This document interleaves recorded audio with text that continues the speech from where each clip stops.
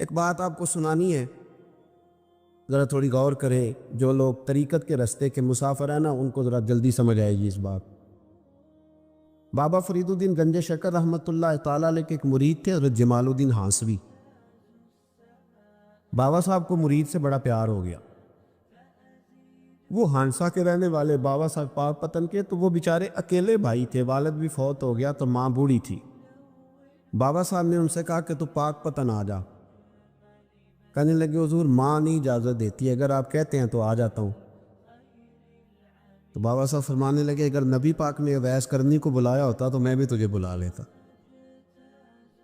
لیکن نبی کریم علیہ السلام نے انہیں نہیں بلایا تو لہذا میں تجھے بھی نہیں بلاتا۔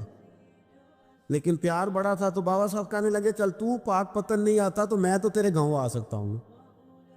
3 سال بابا جی مرید کی خاطر اس کے گاؤں میں چلے گئے۔ ان بھی پیٹو جاندے نے مرید کی خاطر، پر مرید پجاروں والا ہونا چاہیے۔ اگر ہی وہ تو پھر انہوں نے راہ اوکھا لگتا ہے، پھر مشکل ہوتا ہے۔ چلے جاتے ہیں اب بھی، چلے جاتے۔ ماڑا آئے تو انہوں کہنا تو جمعے راتی آئی سویرے 8 بجے، ہاں تو کدھر آ گئے؟ تگڑا آئے تو انہوں کہنے تو بڑی لیٹ آیا، تو راتی خواب بھی آیا سویرے۔ خدا بندہ یہ تیرے سادہ دل بندے کدھر جائیں؟ فقر بھی عیاری ہے، شہنشاہی بھی عیاری۔ میرے بھائی سنیں، بابا صاحب نا 3 سال مرید کے ہاں چلے گئے۔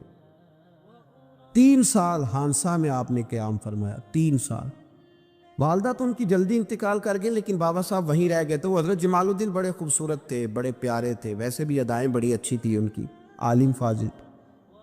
حضرت خواجہ بہاؤالدین زکریا ملتانی ایک دفعہ پاک پتن آئے بابا فرید صاحب کو ملنے، تو انہیں جمال الدین ہانسوی پسند آ گئے۔ انہوں نے ملتان جا کے بابا فرید کو خط لکھا کہ میرے سارے مرید اور خلفاء لے لے، پر اپنا جمال الدین مجھے دے دے۔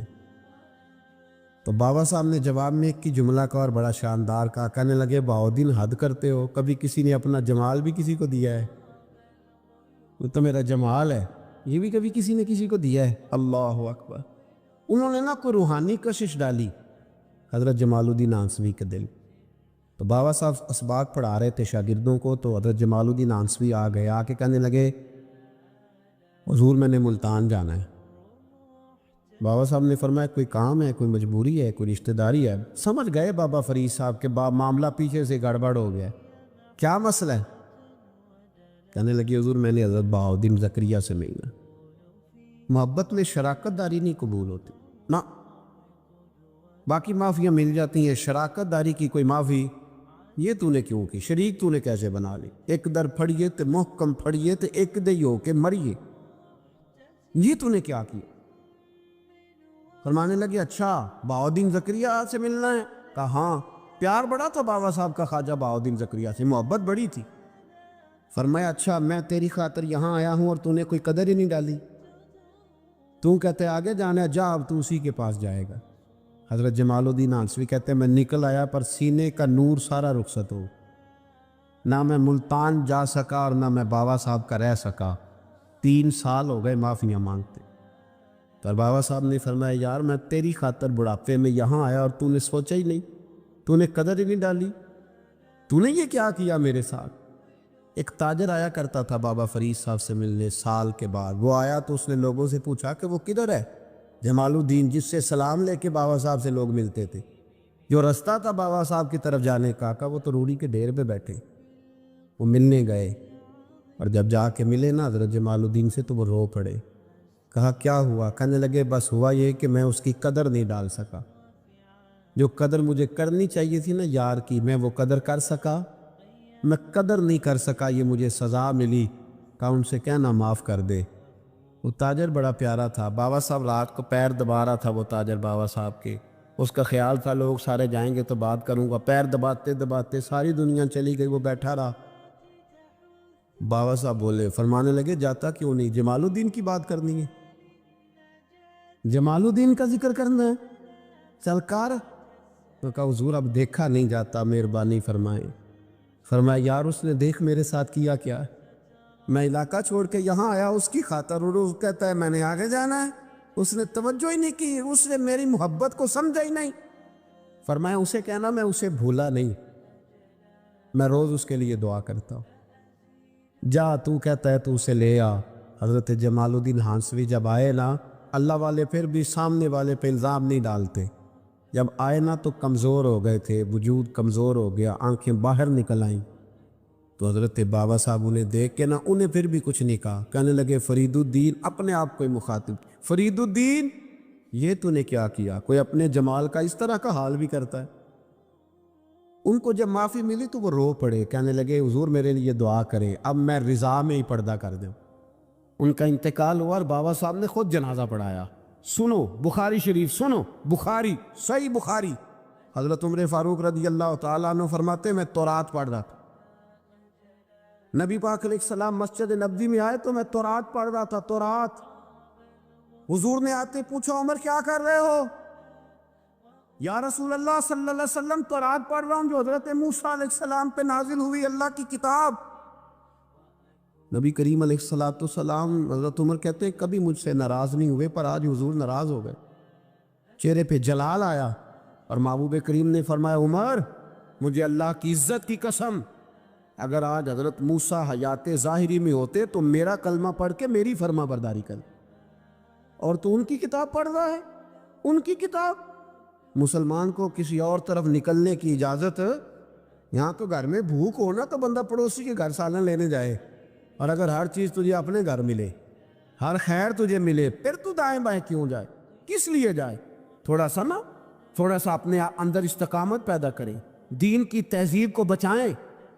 رحمت اللہ علیہ درویش تھے دلی کے، بہت سارے لوگ مرید تھے، ایک بڑا خدمت گزار مرید تھا، مزدوری کرتا تھا، غریب تھا، تو 6 بیٹیاں تھیں اس کی۔ حضرت صاحب کے پاس روز آ کے کہتا حضور بچیوں کے لیے دعا کرے، اللہ کوئی اسباب پیدا کر دے، ایک بچی کی شادی کا خرچہ 1000 دینار ہے اور میں غریب ہوں۔ حضرت صاحب دعا کر دیتے۔ خانقاہ شریف کے تھوڑے ہی فاصلے پر حضرت جہاں بیٹھ کے مریدوں کی تربیت کرتے تھے، اس سے تھوڑا ہی فاصلے پر نا ایک عیسائی رہتا تھا، بڑا مالدار تھا، بڑی سارے اونٹ، گائیں، بھیڑ، بکریاں رکھی ہوئی تھی، اور حضرت شرف الدین رحمت اللہ علیہ کی بڑی مخالفت کرتا تھا۔ اور یہ جو آپ کا غریب مرید تھا یہ اس کا پڑوسی تھا، ایک دن بلا کے نا ان کو کہنے لگا کہ تو کدھر جا کے جو ہے وہ ٹکرے مار رہا ہے، وہاں سے کچھ نہیں ملنے والا، وہ تجھے کیا دیں گے جن کی خانقاہ خود چندے پہ چلتی ہے، مدرسہ چندے پہ چلتا ہے، مسجد چندے پہ چلتی ہے، تیری بیٹی کا معاملہ کہاں حل ہوگا؟ اس درویش نے کہا کہ تو میرے پیر کو نہیں جانتا، تو مجھے میرا محبوب نہیں ڈٹھا، تو پتہ نہیں نا، تو اس رستے کا مسافر نہیں، تو نہیں جانتا، ان کا بس چلے نا تو وہ ہر قیمت میں میری بیٹیوں کی شادی کرا دے۔ اب وہ عیسائی تھا، کہنے لگا اچھا چلو ٹھیک ہے، اگر اتنی بات ہے نا تو جاؤ ان سے جا کے کہہ دو کہ 6 سال کے لیے میرے ساتھ معاہدہ کر لیں، وہ میرے جانوروں کو چارہ ڈال دیا کرے، 6 سال ڈیوٹی کرے، میں 6000 دینار دے دیتا، وہ میرے ساتھ 6 سال میرے جانوروں کو چارہ ڈالے رکھتے ہیں نا، اب چارہ ڈالنے کے لیے ایڈوانس پیسے دے کے، اب تو لوگ انہیں بھی غلام ہی بنا لیتے ہیں، بڑی تھوڑی تنخواہ دیتے ہیں، ظلم کرتے ہیں، پورا معاوضہ نہیں دیتے۔ حضرت شیخ شرف الدین کے بارے میں وہ کہنے لگا جب اپنے پیر سے جا کے کہہ کہ میرے جانوروں کو 6 سال چارہ ڈالے، میں 6000 دے دیتا ہوں، تو جو کہتا ہے ہر قیمت پہ جانے کو تیار۔ اس نے جب یہ بات کی تو مرید نے ناراض ہو گیا، وہ لڑائی ہو گئی، گربان پکڑ لیا، جھگڑا ہوا، بات بڑی دور گئی، اس طرح کی بات کرتا میرے حضرت کے بارے میں، تیرے جیسے کہیں میں وہاں کام پہ رکھا دوں۔ جب وہ بڑی بحث ہوئی، بات محلے میں، علاقے میں پھیل گئی، دنیا نے سن لی تو شیخ شرف الدین تک بھی پہنچ گئی، اس طرح جھگڑا ہوا ہے۔ لوگ سو گئے عشاء کی نماز کے بعد، حضرت صاحب نے نا سر پہ کپڑا لیا، اس عیسائی کے دروازے پہ دستک دی، وہ باہر آیا، فرمانے لگے لوگ تو سوچ سمجھ کے ملازم رکھتے ہیں، تو نے بھی تو سوچ ہی لیا ہوگا، تبھی تو مجھے آفر کی ہے، تو اپنی آفر پہ قائم ہے، واقعی مجھے رکھ لے گا اور 6000 دینار دے دے گا؟ کہنے لگا جا بابا کام کر اپنا۔ فرمایا نہیں، تو نے اتنے لوگوں میں بات کی، اتنی بحث ہوئی، تو قائم ہے؟ کہنے لگا میں تو قائم ہوں، پر آپ نے نہیں قائم رہنا۔ فرمایا میں سوچ سمجھ کے آیا۔ اس نے کہا آپ ڈیوٹی کریں گے، بحثوں کو چارہ ڈالیں گے؟ فرمایا ایک شرط، بس جب اذان ہو جائے نا تو مجھے رب کی نماز پڑھنے کی اجازت دے دے، باقی صبح و شام جو تو کہے گا۔ اگر اس غریب کی بیٹیاں بیائی جائیں تو مجھے اور کیا چاہیے، اس کی 6 بیٹیوں کا بوجھ ہے اس کے سر پہ، تو مجھے رکھ لے۔ اللہ اکبر۔ وہ کہنے لگا چلے پہ میرے ساتھ خط بندگی کر لے، آج کل ہم اس کام کرتے ہیں، اس زمانے میں خط بندگی ہوتا تھا، غلامی کا خط، قاضی شہر کے پاس، یعنی اس کا خیال تھا کہ چلو اس کام کی بات کروں گا تو بھاگ جائیں گے۔ فرمایا چل میں تیار ہوں۔ قاضی تک گئے، طے ہو گیا، 6,000 دینار دے دیے۔ حضرت نے مرید کو بلایا، فرمایا پتر یہ لے جا، جا میری بیٹیوں کو روانہ کر دے۔ کہنے لگا حضور یہ کیا کر رہے ہو آپ، کچھ سوچے؟ فرمایا یار جب تجھے بیٹا بنا لیا تو پھر میری پوتیاں تو لگتی ہیں نا، میرا حق تو بنتا ہے نا، جا کے ڈیوٹی کر، ان کو بیاہ دے۔ بات پھیل گئی، بادشاہ بھی عقیدت مند تھا، وہ 12,000 دینار لے کے پہنچا۔ کیا بتاؤ ان رب کے بندوں کا دل کیسا ہوتا ہے، کیا درد ہوتا ہے، کیا رنگ۔ 12,000 دینار لے کے بادشاہ آیا اور آ کے حضرت کو پیش کیے کہ حضور آپ دیں اس عیسائی کو ڈبل دیں اور جائے کام کریں۔ آپ فرمانے لگے تو پیسے دے، شرطیں نہ لگا، میرا جہاں دل کرے گا میں خرچ کروں گا، مجھے تو مزہ ہی اب آنے لگا ہے، ابھی تو لطف آ رہا ہے، ابھی تو ذائقہ آیا ہے کچھ کرنے کو، پیسے دینے ہیں تو دے، پابندی نہ لگا، جہاں میرا دل کرے گا میں۔ اس نے کہا حضور ٹھیک ہے رکھ لے۔ حضرت نے فجر مسجد میں پڑھی، جیب میں 12,000 دینار تھے، اعلان فرمایا بھی کسی اور کی بیٹی بھی بیٹھی ہے تو پیسے میرے پاس ہے۔ وہ 12,000 دینار بھی بانٹ دیا، اور 12,000 دینار بانٹ کے نا تو پھر چلے گئے کھیت میں چارہ کاٹنے۔ اس عیسائی کو کسی نے بتلایا کہ ان کے پاس تو 12,000 آیا ہے پر تجھ سے جان نہیں چھڑائی انہوں نے، وعدہ یہ ہوا تھا کہ 6 دیں گے تو جائیں گے، جب تک دیں گے نہیں تیرے گھر میں کام کریں گے۔ وہ نا چارہ کاٹ رہے تھے، حضرت صاحب تو وہاں پہنچ گیا، دور جا کے کھڑا ہو گیا، کہنے لگا بابا پہلے تو میں نے مسلمانوں کے اخلاق سنے تھے، اب تو میں نے دیکھ بھی لیے، پر یہ بتا جب 12,000 آیا تھا جان کیوں نہیں چھڑائی؟ تو حضرت چارہ کاٹتے کاٹتے رو پڑے، فرمانے لگے تو نہیں نہ جانتا یہ بیٹیاں سانجھی ہوتی ہیں، پتہ نہیں نا، میرے رسول پاک نے تو خاتم تائی کی بیٹی کے سر پہ کپڑا رکھ کے کہا تھا بیٹیاں برابر ہوتی ہیں، تو یہ نہیں پتا جب اس کی 6 بیٹیوں کی شادی ہوئی ہے میرے اندر روحانیت کتنی بڑی ہے۔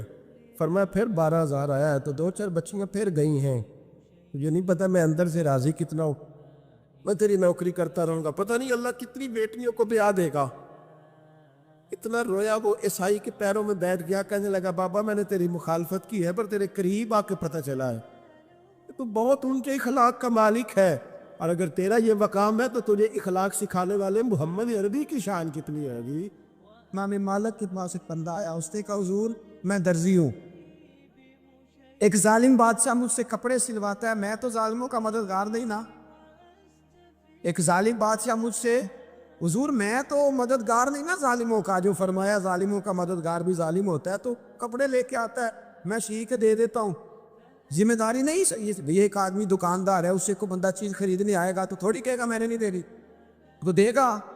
کوئی بندہ اگر کسی شخص سے کوئی کام کہتا ہے جو اس کی فیلڈ ہے، اس کا شعبہ ہے، اس کا معاش کا وہ سلسلہ ہے، کہتے یا رسول اللہ صلی اللہ علیہ وسلم ظالموں کا مددگار بھی ظالم، حضور نے فرما دیا۔ تو امام مالک سے بندے نے مسئلہ پوچھا، دل کی تختی پہ لکھنے والی باتیں ہیں، کہا حضور میں درزی ہوں، ظالم کپڑے سلواتے ہیں، میں تو مددگار نہیں نا۔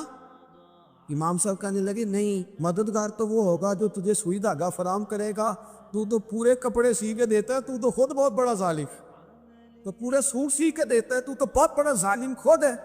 مددگار تو وہ ہوگا جو تجھے دھاگا دے گا، جو تجھے بٹن دے گا، جو تجھے نلکی دے گا، جو ظالم سے اتنی نفرت ظلم کر کے بنتا ہے۔ یہاں تو ہمارے زمانے میں ہیرو بن جاتے ہیں لوگ، ظالم ہیرو ہے، لوگ اس سے ڈرتے پھرتے ہیں، گھومتے پھرتے ہیں، اور بہت سارے کم مزاج لوگ اس کے پیچھے ہاتھ باندھ کے پھرتے ہیں۔ ظالموں کی مدد کرنا، ظالموں کے ساتھ رہنا، یہ ظلم ہے، ظلم، یہ زیادتی ہے۔ میرے نبی پاک صلی اللہ تعالیٰ علیہ وآلہ وسلم نے ارشاد فرمایا، یاد رکھو رب فرماتا ہے میں مظلوم کی مدد ضرور کروں گا، چاہے جلدی کروں چاہے دیر سے کروں، میں مظلوم کی مدد۔ اور حضور صلی اللہ علیہ وسلم نے فرمایا ہے، حضرت معاذ بن جبل کہتے ہیں حضور نے مجھے یمن کا گورنر بنایا، جب میں جانے لگا نا تو حضور نے بڑی نصیحتیں کی، بخاری میں موجود ہے، فرماتے جب میں پلٹنے لگا تو میرے رسول نے فرمایا معاذ 1 منٹ ٹھہر جا، ایک بات میری یاد رکھنا، اس کو نہ بھولنا۔ کہا حضور کیا؟ فرمایا دیکھنا کسی پہ ظلم نہ کر بیٹھنا، کہیں تجھ سے زیادتی نہ ہو جائے۔ محبوبہ پھر حضور نے فرمایا سن میرے معاذ، میں تجھے گورنر بنا رہا ہوں، زیادتی نہ کر بیٹھنا، یا رسول اللہ صلی اللہ علیہ وسلم کیا ہوتا ہے؟ تو میرے کریم نے فرمایا جب مظلوم دعا کے لیے ہاتھ اٹھاتا ہے تو عرش کا مالک کہتا ہے فرشتوں پیچھے ہٹ جاؤ. عرش کا مالک کہتا ہے فرشتوں پیچھے ہٹ جاؤ، دروازے کھول دو. فرمایا مظلوم اور رب کے درمیان شے حائل کوئی نہیں. بڑے غور کے ساتھ سورہ مومنون کی ان ابتدائی آیات پر غور کرنا چاہیے. رب فرماتا ہے قد افلح المؤمنون، تحقیق مومن کامیاب ہو گئے. کون سے مومن؟ الذین ہم فی صلاتہم خاشعون، وہ جو اپنی نمازوں میں گڑ گڑانے والے ہیں، خشوع کے ساتھ، عاجزی کے ساتھ، انکساری کے ساتھ، ذوق کے ساتھ نماز پڑھنے والے ہیں. والذین ہم عن اللغو معرضون، اور وہ جو بیہودہ باتوں سے منہ پھیرنے والے، لغویات سے اپنا رخ پھیرنے والے، سنجیدہ لوگ.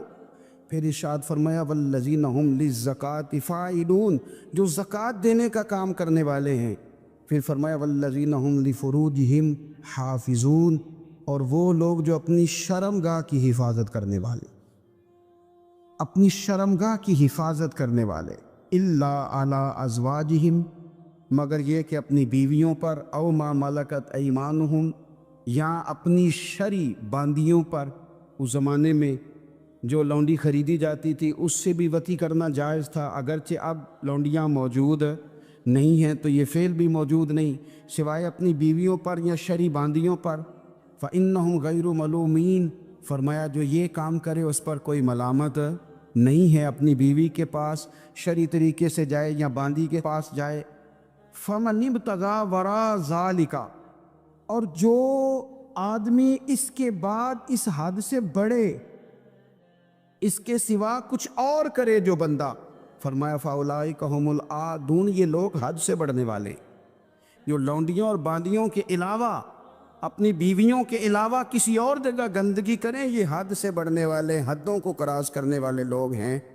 پھر ارشاد فرمایا والذین هم لاماناتہم وعہدہم راعون، اور وہ جو اپنی امانتوں اور اپنے وعدوں کی رعایت کرتے ہیں، امانتیں ادا کرتے ہیں، وعدے پورے کرتے ہیں. اور وہ لوگ جو اپنی نمازوں کی حفاظت کرنے والے ہیں، جن میں یہ خوبیاں آ گئیں. میرا رب فرماتا ہے نماز میں خشوع وضو حاصل ہو گیا، فضولیات سے بچ گئے، زکوٰۃ ادا کرنے والے بن گئے، شرمگاہ کی حفاظت کرنے والے بن گئے، امانتیں عہد پورے کرنے والے بن گئے، اپنی نمازوں کے محافظ ہو گئے. اللہ اکبر، قربان جائیں. مالک فرماتے ہیں اولئک هم الوارثون، یہی لوگ تو وارث ہیں. یا اللہ کس چیز کے؟ فرمایا الذین یرثون الفردوس، یہ لوگ جنت کے وارث ہیں، یہ جنت کے وارث ہیں یہ لوگ. ہم فیہا خالدون، اور فردوس سے، جنت سے نکالے نہیں جائیں گے، ہمیشہ ہی جنت میں رہیں گے. یہ آیات اللہ کا مطالبہ بھی ہے، یہ آیات صحابہ، اہل بیت، اولیاء اللہ، ان تمام کی سیرت کا عکس بھی ہے. اور سب سے بڑھ کر سیدہ عائشہ صدیقہ فرماتی ہیں یہی تو آیات ہیں جنہیں اچھی طرح سمجھ لو گے تو تمہیں مدینے والے کے اخلاق بھی سمجھ میں آ جائے، حضور کے اخلاق بھی تمہیں سمجھ میں آئے. بڑے غور کے ساتھ سورہ مومنون کی ان ابتدائی آیات پر غور کرنا چاہیے. رب فرماتا ہے قد افلح المؤمنون، تحقیق مومن کامیاب ہو گئے.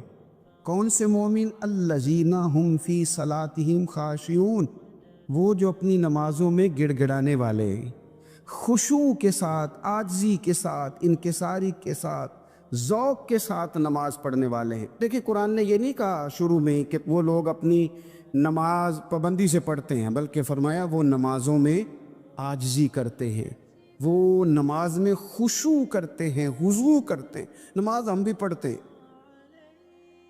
ڈھیر سارے لوگ ہیں جن کا یہ مطالبہ ہے کہ میرا نماز میں دل ہی نہیں لگتا.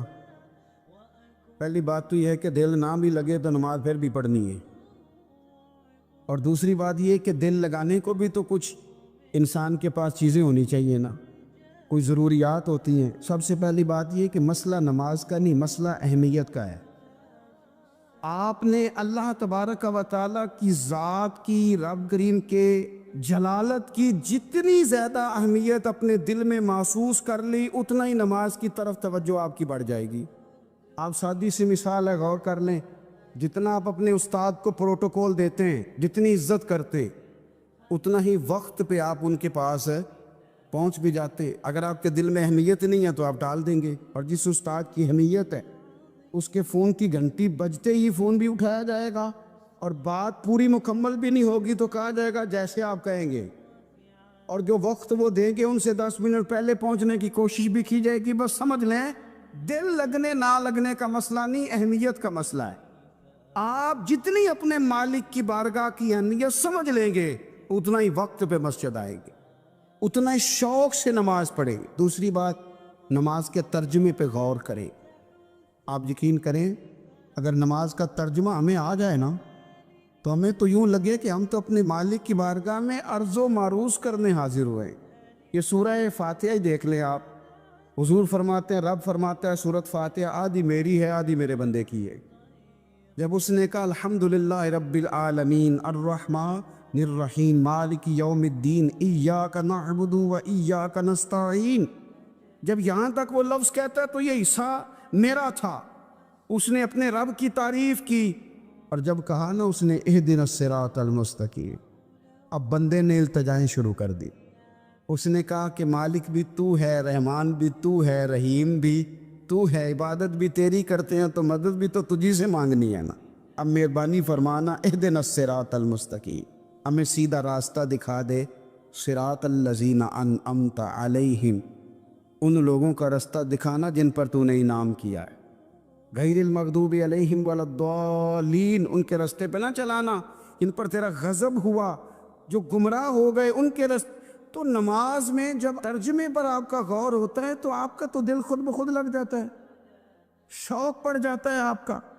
تو اتنی چیزیں ہم زندگی میں یاد کرتے ہیں، تو اگر ترجمہ بھی نماز کا یاد کر لیں اور پھر شوق سے پڑھیں تو آپ یقین کریں طبیعت کھنچی چلی آئے گی۔ ہمارے ہاں کچھ لوگ نماز پڑھتے ہیں پر بڑی لاپرواہی سے پڑھتے ہیں، کبھی ادھر دیکھتے ہیں کبھی ادھر دیکھتے ہیں، کبھی بال سہلاتے ہیں، اور میں نے دیکھا ہے سجدے جا رہے ہیں تو سیانے سیانے بندے کبھی کپڑے کو چھیڑ رہے ہیں کبھی جگہ کو چھیڑ رہے ہیں۔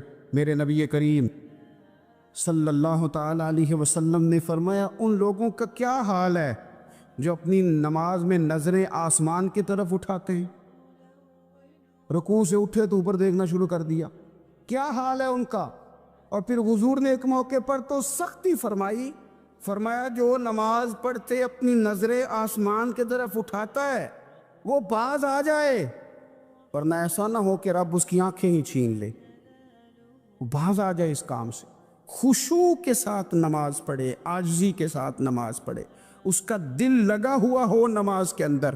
میرے نبی پاک صلی اللہ تعالیٰ علیہ وآلہ وسلم کے غلام حضرت انس بن مالک رضی اللہ تعالیٰ عنہ فرماتے ہیں کہ رسول پاک صلی اللہ علیہ وسلم نے مجھ سے فرمایا تھا کہ بیٹے نماز میں ادھر ادھر دیکھنے سے بچو، کیونکہ فرمایا نماز میں ادھر ادھر توجہ کرنا یہ بندے کو ہلاک کر دیتا ہے، ہلاکت ہے اس میں۔ اگر تم نے ادھر ادھر توجہ کی، نماز تم مالک کی بارگاہ میں کھڑے ہو اور تم دیکھ ادھر ادھر رہے ہو، تو ایک تو نماز عاجزی کے ساتھ، پھر فرمایا والذین ہم عن اللغو معرضون، وہ لوگ جو فضول باتوں سے، لغویات سے اپنا منہ پھیر لیتے ہیں، فضولیات سے۔ ہمارے ہاں نا بہت سارے لوگ ایسے ہیں کہ بلا وجہ ان چیزوں میں دلچسپی لیتے ہیں جو ان کے مطلب کی نہیں ہے، ان کے مطلب کی مطلب آپ کسی سے ملنے کہتے کیا حال ہے، ٹھیک ہے جی، بچوں کا کیا حال ہے، ٹھیک ہے، بچے کتنے ہیں؟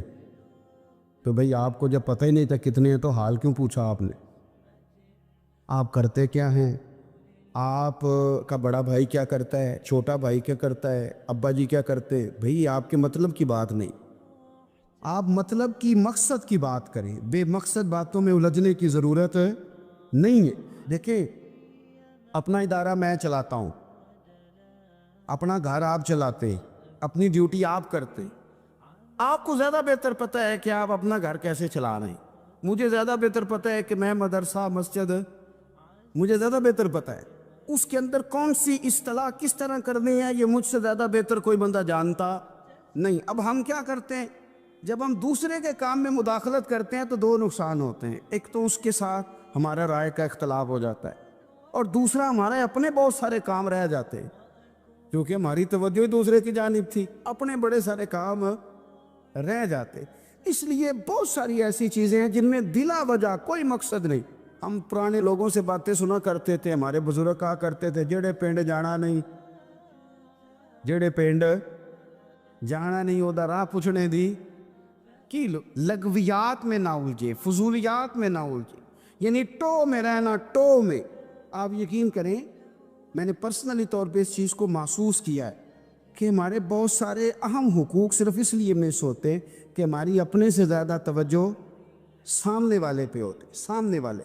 میں نے دیکھا بڑے بڑے عجیب سوال اور بڑے بڑے انوکھے سوال, مطلب یہ کہ اتنی لمبی چوڑی, اور لوگوں کو بڑا پتہ ہوتا ہے یہ فلاں آدمی جو ہے اس کے بچے کتنے ہیں, وہ بیاہ کہاں پہ, کس کس علاقے میں ان کی شادیاں ہوئی ہیں. اتنی تفصیلات کی ہمیں ضرورت نہیں ہے. ہم سے تو ہمارے بارے میں پوچھا جائے, تو ہمیں اپنا معاملہ بڑا صاف ستھرا. دیکھیں کیا سونی بات کی مدینے والے رسول, قربان جائیں حضور کے جملوں پر. ایک شخص نے پوچھا حضور سونا اسلام کون سا ہے, خوبصورت مسلمان کون ہے؟ تو نبی پاک صلی اللہ علیہ وسلم نے فرمایا وہ خوبصورت مسلمان ہے جو بات اس کے مقصد کی نہیں, بے معنی ہے وہ بات وہ چھوڑ دے. بے مقصد باتوں سے الجھنا جو بندہ چھوڑ دے وہ مسلمان بڑا سونا مسلمان ہے. ہم کمزور اس لیے ہوتے ہیں کہ ہماری توجہ زیادہ دوسروں کی باتوں پر پڑتی ہے. پھر فرمایا والذین هم للزکاۃ فاعلون, وہ لوگ جو زکوٰۃ دینے کا کام کرتے ہیں, صدقات کرتے ہیں, خیرات کرتے ہیں, وہ کامیاب ہو جاتے ہیں. پھر فرمایا والذین هم لفروجہم حافظون, وہ جو اپنی شرمگاہ کی حفاظت کرتے ہیں.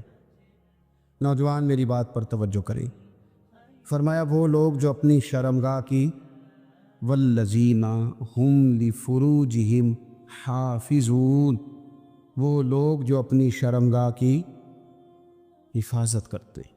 حضور غوث پاک رضی اللہ تعالیٰ عنہ فرمایا کرتے تھے دو چیزیں انسان اپنی سنبھال لینا, ایک پیٹ اور ایک شرمگاہ. تو فرماتے تھے ولایت اس کے بڑی قریب آ جاتی. ہم نہ ان لذات میں الجھ جاتے.